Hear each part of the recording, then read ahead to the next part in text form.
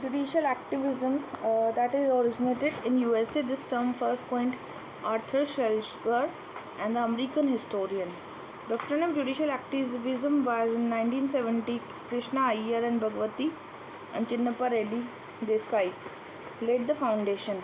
Judicial activism denotes the proactive role of the played by judiciary for the society. It implied the assertive role played by the judiciary to force other two organ of the government, legislative and the executive. Judicial activism, also known as judicial dynamism and judicial restraint. Judicial activism defined judicial activism way of exercising judicial power of judges and adherence to a judicial procedure, progressive and new social policies, commonly marked by the decision social engineering. Judicial activism is practice of judiciary protecting the individual rights and independence and the legislation. The concept of this is related to the PIL. It is judicial activism of Supreme Court which is major factor in this PIL. In other words, outcome of judicial activism, the PIL is most popular of the judicial activism.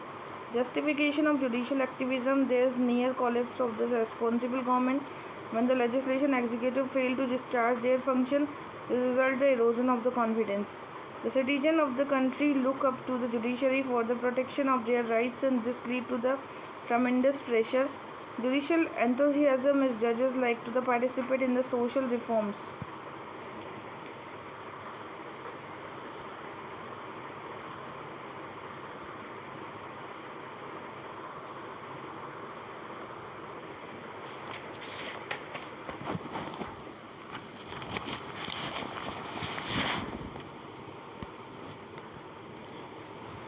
PIL is the liberty of the locus standi, legislative vacuum, that is, they may certain area which is not legislation.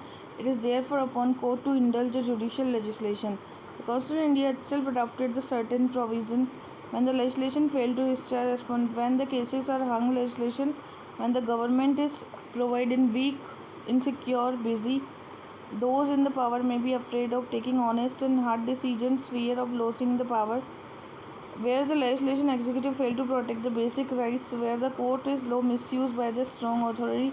Sometimes court therefore knowingly unknowingly become victim of the human, all too humans. Expand the right hearing, the administrative process, and excessive delegation without limitation, expansion of judicial control, expansion of judicial review, promotion, open government, and indiscrimination, standard rule, activator of judicial activism for the civil right, people right, consumer right, bounded labor, citizen group, right, children's, custodian groups.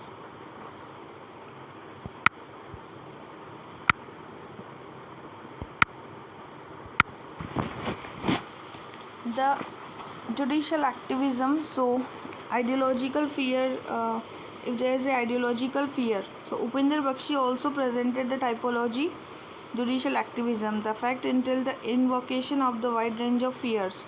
Ideological fear and epistemic fear: do they have enough knowledge to the economical matters, like Manmohan Singh in the scientific matter of the Tsar atomic energy? Management fear is also there, so in that case legitimation fear is also there. Democratic fear and the biological fear is also there. In that case we can use the judicial activism. Judicial activism versus judicial restraint. Judicial activism and judicial restraint are two alternate philosophies. Those who subscribe to judicial restraint contend that role of judges should be scrupulously limited. Their job is merely to say that what the law is leaving the business of lawmaking where it properly belongs. Under the no circumstances, moreover, should judges allow their personal political values and policy agenda. The view hold that original intent of the author of the Constitution was amendment knowable and must guide the courts. Assumption of judicial restraint. The court is basically undemocratic because it is non-elective and presumably non-responsive for the popular will. least oligarchic composition and more democratic branches of the government we need. The question originates the great power of judicial review, a power of the specially, the constitution, doctrine of separation of power, the concept of federalism dividing the powers of the nation and the state.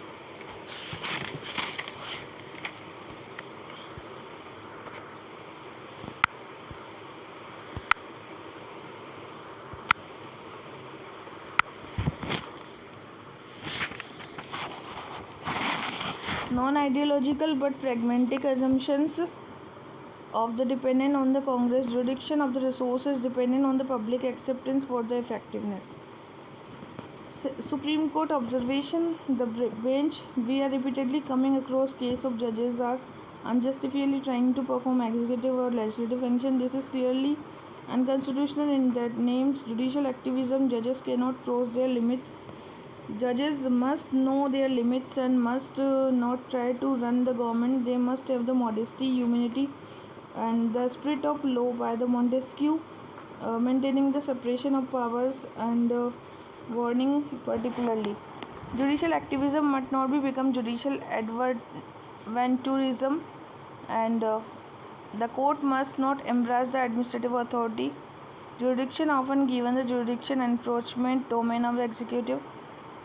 These are all our observation for the Supreme Courts.